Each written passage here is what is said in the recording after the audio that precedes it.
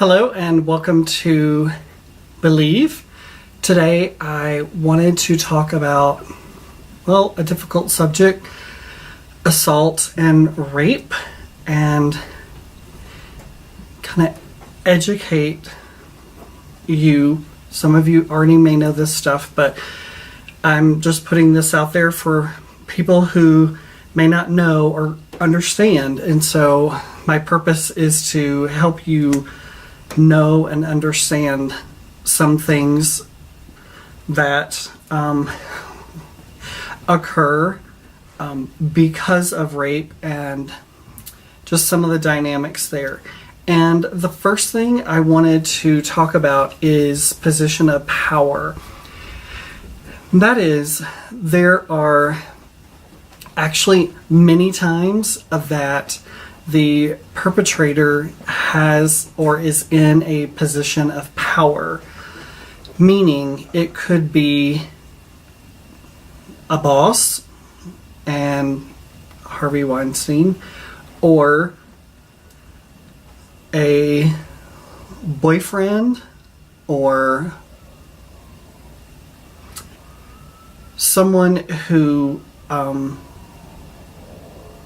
just has more power.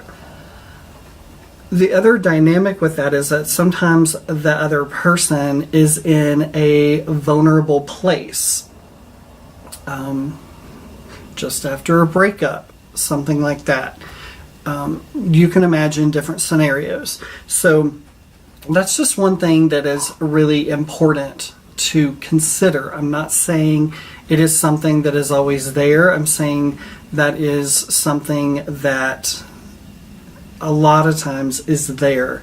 So I think I'll just say some of the things I say, I'm not saying is 100% of the time. Absolutely not. Every case is completely different. There are different dynamics, but I want to give you a picture of things that are pretty common that occur.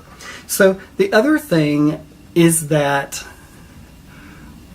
when it's pretty rare that they go to trial, but if they go to trial, a lot of times what happens with that other person is, well, look at all their accomplishments. I mean, how can you say that they did this when they have been an upstanding citizen and have been creating change in a positive way for communities and states and organizations and things like that? They're the CFO of a company.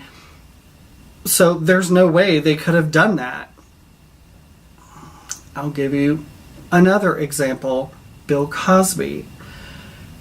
He was the father of television. He was in our homes for years. Everyone adored him. Everyone loved him. He was one of the most upstanding role models in the African American community. And just because he was an incredible actor and really accomplished doesn't mean he could not have done something like this. That's the type of thing that is incredible to know. I think my point is that it's incredibly frustrating when so many people point to the person is so upstanding and so accomplished, there's no way. And he said he didn't do it. So he's right. Let's move on, because obviously he didn't do it. That is where many people, many survivors are incredibly frustrated. The next thing I'll say is with survivors, things for you to know. There is no way that self-care will heal sexual trauma. Just ain't gonna happen. And absolutely, self-care for trauma survivors, for rape survivors, sexual assault survivors, self-care is incredibly important. And there are a million types of self-care, and I'll probably do a video on that. But understand that there is no amount of self-care that is going to heal them. And when I go further with that, for you to understand, and that can be helpful for you to understand, is that moving on and moving forward. The words move on, they need to move on. Like, come on. They talk about it all the time, or they're constantly focused on that. Moving on does not exist. Please take that out of your vocabulary. The only thing that can happen is moving forward / living a new normal. It will never be undone. They will never be able to just move on. That doesn't happen. What is helpful for them is moving forward with a new normal. That's what can be helpful for them. That's what happens. And I'll tell you, that falls into the same realm of grief.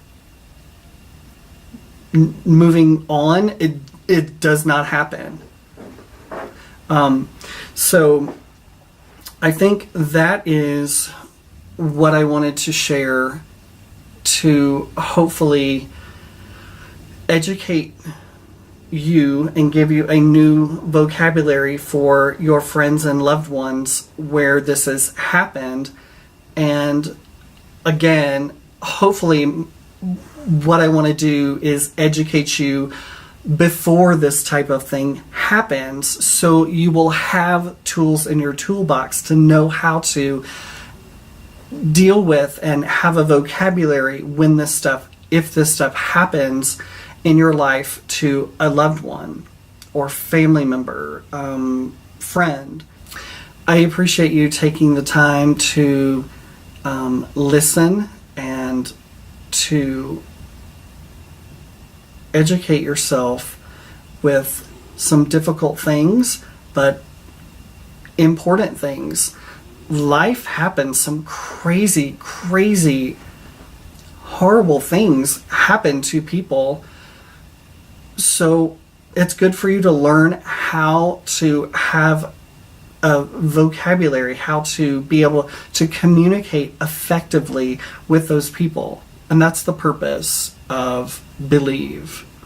So I thank you so much for being here, and I will see you on the next one.